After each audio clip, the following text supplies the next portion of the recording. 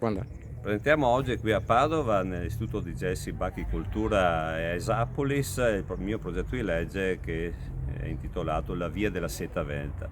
che prevede il recupero degli antichi filari di gelso, il loro censimento e un registro dei gelsi antichi, cioè dei gelsi che sono anche centenari, che devono essere protetti con questo censimento e tramandati alle future generazioni come un patrimonio vegetale importante per il nostro ambiente veneto. D'altra parte una via della seta, una via culturale delle tradizioni, dell'industria, che prevederà un itinerario all'interno della nostra regione in cui i turisti, ma anche i cittadini veneti, potranno visitare i luoghi della produzione e dell'allevamento del bacco da seta, i luoghi dei gelseti,